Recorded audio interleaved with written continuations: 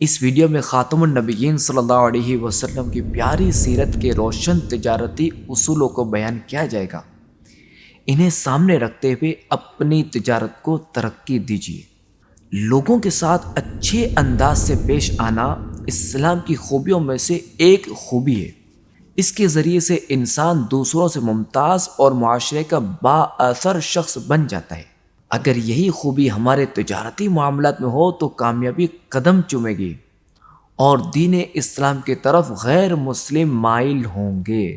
حضرت سیدنا عبداللہ بن صائب رضی اللہ عنہ فرماتے ہیں کہ میں زمانے جاہلیت میں خاتم النبیین صلی اللہ علیہ وسلم کا شریک تجارت تھا۔ میں جب مدینہ منورہ حاضر ہوا تو آپ علیہ الصلوۃ والسلام نے فرمایا، مجھے پہچانتے ہو؟ میں نے عرض کی، کیوں نہیں؟ آپ علیہ الصلوۃ والسلام تو میرے بہت اچھے شریک تجارت تھے، نہ کسی بات کو ٹالتے اور نہ کسی پر جھگڑا کرتے تھے۔ فی زمانہ دیکھا جائے تو آج لوگ امانت چھوڑ کر خیانت میں فائدہ تلاش کر رہے ہیں، جبکہ فائدے کا دار و مدار خاتم النبیین صلی اللہ علیہ وسلم کی سنت و اسلامی طریقہ اختیار کرنے میں ہے کہ آپ علیہ الصلوۃ والسلام نے تجارت کی غرض سے ملک شام و بصرہ اور یمن کا سفر فرمایا اور ایسی سچائی اور امانت و دیانت کے ساتھ تجارتی کاروبار کیا کہ آپ کے شرکاء اور تمام اہل بازار آپ علیہ الصلوۃ والسلام کو امین کے لقب سے پکارنے لگے۔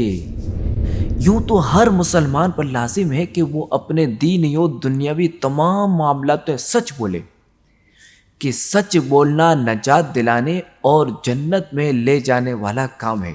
لیکن دکاندار اپنے معاملات میں سچائی سے کام لے تو اس کے مال میں برکت ہوگی، جبکہ جھوٹ سے برکت اٹھا لی جاتی ہے۔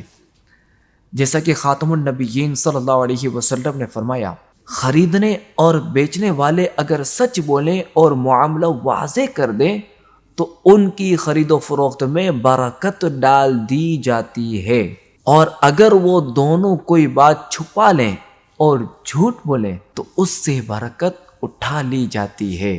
اسی طرح ہمیں دھوکہ دہی سے بھی بچنا ہے کہ دھوکہ دہی شدید حرام اور اللہ پاک اور اس کے پیارے حبیب علیہ الصلوۃ والسلام کی ناراضگی کا سبب ہے کہ ایسا کرنے والا گناہ گار ہے۔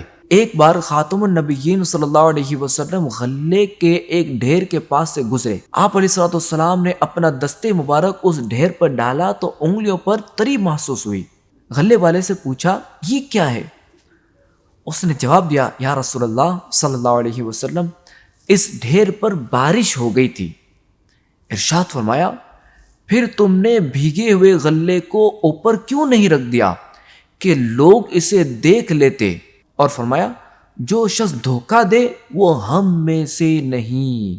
اس حدیث پاک کے تحت مفتی احمد یار خان نعیمی رحمۃ اللہ علیہ فرماتے ہیں، اس سے معلوم ہوا تجارتی چیز میں عیب پیدا کرنا بھی جرم ہے اور قدرتی طور پر پیدا شدہ عیب کو چھپانا بھی جرم۔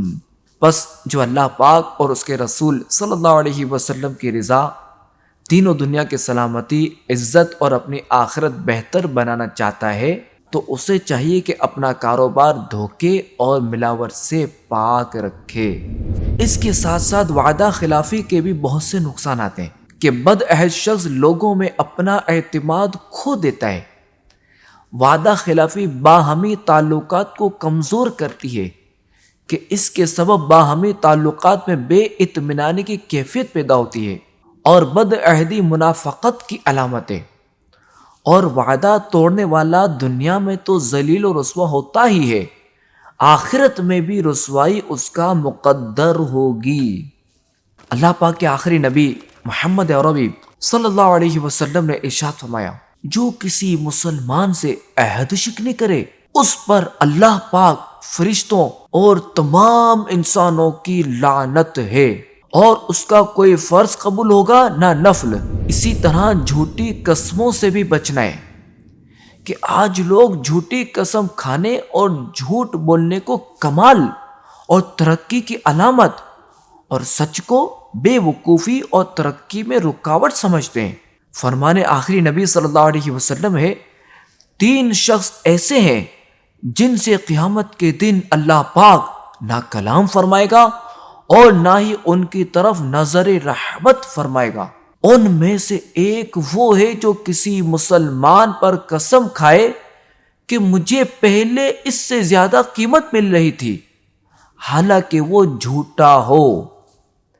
ایک روایت میں ہے کہ قسم مال کو بکوانے والی لیکن برکت مٹانے والی ہے۔ بعض دکاندار جلد مالدار بننے کے لیے حلال اور حرام میں فرق بھول جاتے ہیں اور ناپ تول میں کمی کر کے بیچنے لگتے ہیں، حالانکہ یہ جائز نہیں۔ کہ اللہ پاک کے پیارے اور آخری نبی صلی اللہ علیہ وسلم کا فرمان معظم ہے، 5 چیزوں کا سبب ہیں۔ عرض کی گئی یا رسول اللہ صلی اللہ علیہ وسلم 5 چیزوں کا سبب ہونے سے کیا مراد ہے؟ تو آپ علیہ الصلوۃ والسلام نے ارشاد فرمایا، جس قوم نے عہد توڑا تو اس پر اس کے دشمن کو مسلط کر دیا گیا۔ جس قوم نے اللہ پاک کی کتاب کے خلاف فیصلے کیے تو اس میں فقر و فاقہ عام ہو جاتا ہے۔ جس قوم میں فحاشی عام ہو جائے تو اس میں موت پھیلنے لگتی ہے۔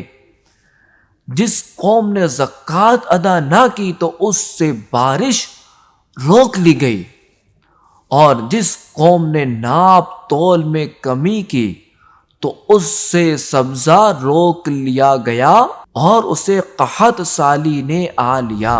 تجارت میں پائی جانے والی برائیوں میں سے ایک برائی سود، انٹرسٹ بھی ہے، کہ یہ ایک ایسی برائی ہے جس نے ہمیشہ معیشت، اکانومی کو تباہ و برباد ہی کیا ہے۔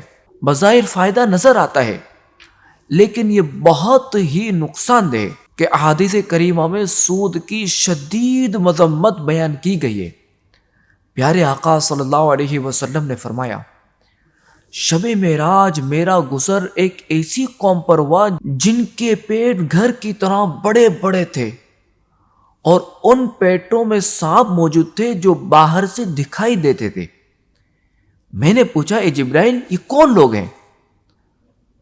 کہا، یہ سود خور ہیں۔ اللہ کریم سے دعا ہے کہ ہمیں پیارے آقا صلی اللہ تعالی علیہ وآلہ وسلم کے فرامین کے مطابق خرید و فروخت کرنے کی توفیق عطا فرمائے، آمین بجاہ خاتم النبیین۔